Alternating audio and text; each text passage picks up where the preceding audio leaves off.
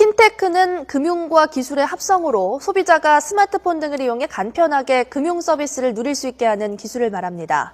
핀테크가 올해 금융계 화두가 되고 있지만 금산분리 완화를 두고 필요한 사회적 합의와 보안 사고에 대한 우려 등 남은 과제도 적지 않습니다. 정부도 핀테크 육성을 천명하며 관련 규제를 풀겠다고 밝혔습니다. 금융사만 받을 수 있었던 사전 보안성 심의 제도를 보완하고 미리 세세하게 정해놓은 사전 규제 방식도 사후 점검 방식으로 바꿀 예정입니다. 점포가 필요 없는 인터넷 전문은행도 도입하기로 했습니다. 이와 관련해 재계에서는 산업자본이 은행 지분의 4%를 넘게 가질 수 없는 금산분리 규제 완화를 바라고 있어 사회적 합의가 필요한 상황입니다. 무엇보다 편리함이 커질수록 보안 사고 가능성도 커지는데 핀테크 기술은 사고 시 책임 소재가 불분명할 수 있습니다. 사전적인 규제는 완화를 하되 혹시 보안 사고가 발생할 경우에 소비자 구제 범위나 보상 방법 등에 대한 기준 마련이 필요할 것으로 생각을 합니다. 알리페이를 비롯해 글로벌 선두주자들의 국내 진출이 예상되는 상황에서 편리함은 높이되 보안 우려는 줄이는 정책 개발이 필요해 보입니다. YTN 이승은입니다. 금융과 IT 기술을 융합한 핀테크 산업을 육성하기 위해 금융 규제가 대폭 완화됩니다.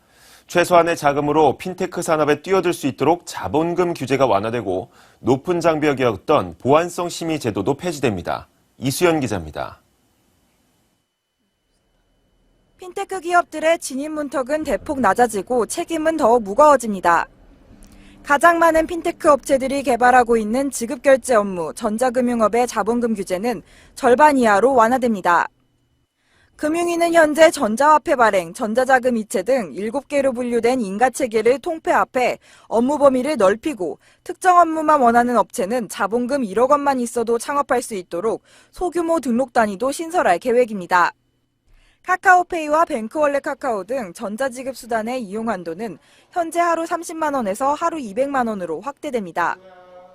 특히 신생업체들이 금융산업에 진입하는 데 가장 큰 걸림돌이었던 보안성 심의와 인증방법 평가 제도는 완전히 폐지됩니다.